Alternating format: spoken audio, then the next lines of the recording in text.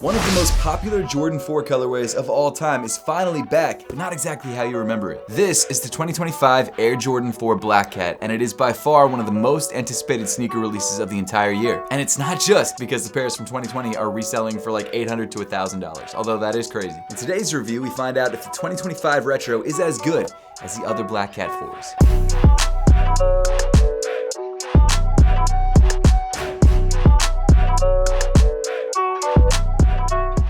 2020 was a wild time for sneakers, and there was obviously a lot of contributing factors and reasons why that would be, but the 2020 Air Jordan 4 Black Cats is one of the pairs that came out of that year that still holds a lot of value and is still one of the most hyped up releases from that time period. I mean, think of all the dunks that dropped in 2020, all of which were reselling for like $500. Now you can get them all probably for below retail. The story of this pair though is a bit different from those pairs because unlike those pairs, the shoe sat on shelves for a couple weeks after it released and then slowly started to sell out. And once it sold out, then resale prices started to spike. And even today, 5 years after the last release of this shoe, resale prices are still high. So it is no surprise at all that Jordan Brand is deciding to bring this pair back, especially because it seems like they're trying to make a huge push to drop as many great Jordan releases this year as they can. And honestly, so far 2025 has been amazing for Jordan releases, but it does feel like it's coming out of a place of a little bit of desperation. And like many of these retros that we're getting this year, the Black Cat 4s also have some differences that separate it from any of the previous releases. Before we get into any of that though, if you want to grab a pair of the Black Cat 4s, they release this Black Friday, November 28th for a retail price of $220. And I love when Jordan Brand drops black sneakers on Black Friday. It just fits. It just works so well together, and they're doing it again with the Black Cat 4s. Of course, if you want to grab a pair early or just check the resale price now or when they drop, I've made sure to leave a link to this shoe through the YouTube shopping tab on your screen. Really quick, if you want a chance to win one of these two pairs of sneakers from my personal collection, make sure to scan the QR code on your screen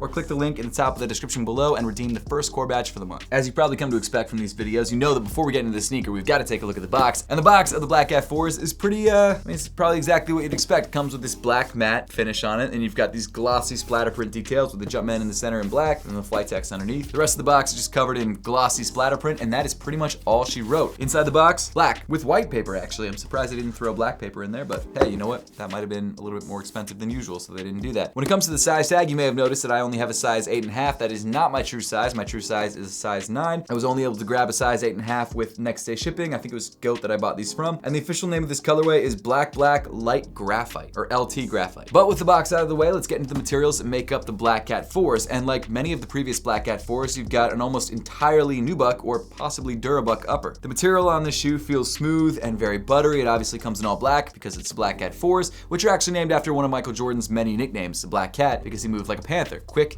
and agile. On the bottom half of the tongue and on the midfoot of the sneaker, you've got your matte black netting. Of course, you've got these glossy black eyelet wing things in the bottom half and on the top half of the tongue. They're plastic and they feel like plastic, but that's not really anything different from what we've seen from previous Black Cat, so it doesn't really matter. You know, it would have been nice if they were metal, but Jordan Brand wouldn't do that. That's crazy to say. Weaving through the eyelets, you've got this set of flat black laces, which makes sense because it's Black Cat 4. I'm not even mad that they didn't include any other laces inside the box, because what other color would you throw on this shoe? I mean, I guess you could throw on any color to accent whatever it is that you're wearing, but for a shoe like this, I think the simplicity is really what makes this shoe special, so I'm fine with it. At the top of the tongue, you've got this black nubuck-like material with the black patch with, I guess that's the light graphite touch right there with the Jumpman. Inside the shoe, you've got a black sock liner, you've got, I'm guessing a black insole. I haven't actually looked at it yet. You've got a black insole with, I guess, some more light graphite details. The insole itself, pretty soft, pretty squishy, very nice. But at this point, let's talk about sizing and fit. And of course, as you would expect, I'm gonna say this shoe fits true to size because it's an Air Jordan 4, and they all generally fit true to size, at least for me. Now, I know this is a size 8.5, which is not my true size,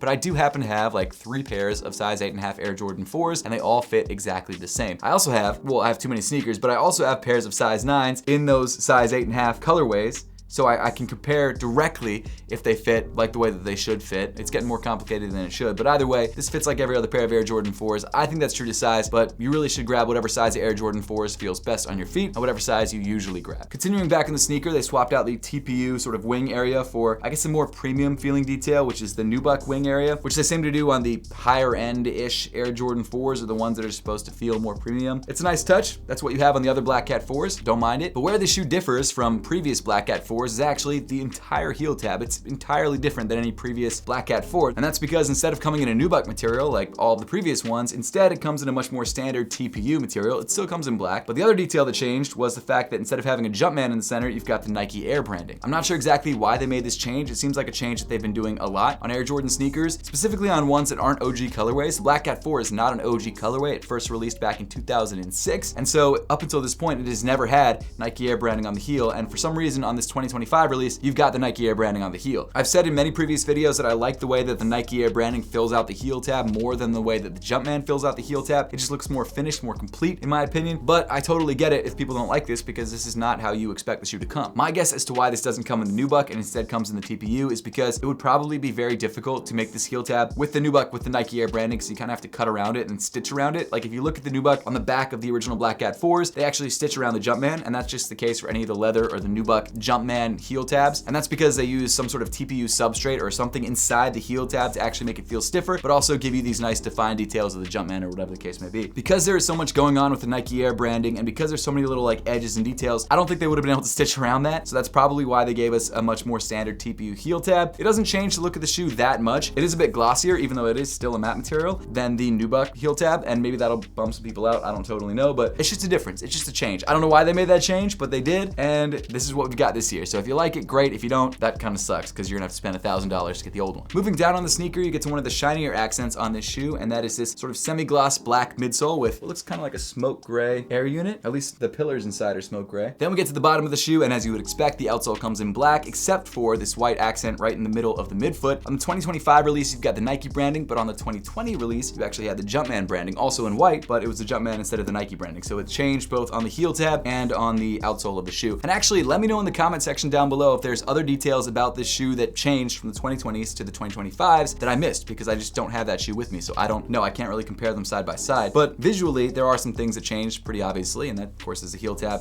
and the outsole. Neither of which should really make a huge difference when it comes to the way that they look on feet, but I understand with Jordan collectors, people are very, including myself, I should just preface this by saying that, people can be very particular about their shoes being a certain way. So I understand if people are mad about this change, but realistically, when you're wearing the shoe, you probably won't notice it. You'll just know that that's 2025 versus a 2020. But now let's talk about availability, and from what I can tell, it does seem like this release will be a wider release than the previous Black Cat 4s, which should help make it a bit easier getting a pair of these if you want a pair of these. The problem is that the Black Cat 4s are such a wearable pair of sneakers, and the black look is so clean and so simple, and it really shows off the beauty of the silhouette. This year, people haven't really been running out to the stores to grab GR Air Jordan sneakers. I mean, it happens. Some of the colorways have sold out, but not every single colorway. In fact, the Taxi 12s are still sitting in some places, which is crazy to me. It's such a clean shoe. Getting back to my thought though, this pair in particular is one of those shoes that even if you're not like a huge Jordan head, it's such an easy shoe to rock. It looks so good for winter. It looks so good for fall. It's just a great everyday lifestyle sneaker that I think this pair is gonna fly. I don't know how quickly. Could be sitting for a couple days, could be sitting for a month or two. It could sell out immediately. I have no idea, but I do think it will be one of the more popular Jordan releases of the year. And I think that this is a pair that, while there'll be lots of pairs of them, it might not be as easy to get as we would hope that it would be. But we'll have to wait and see. Until it drops on the 28th on Black Friday, which actually traditionally is a huge shopping day, so it could fly off shelves. You know what? Let me say this. I think on Black Friday, because it is Black Friday and because it's such a hot release, I do think this shoe will sell out immediately. That's my guess. That being said, let me know your thoughts on the Air Jordan 4 Black Cat 2025s. Do you like the changes? Do they make you not want to buy the shoe? Let me know all those thoughts and comments in the comment section down below. As usual, make sure to subscribe to the channel if you haven't yet. Thank you all so much for watching, and I will see you all in the next one.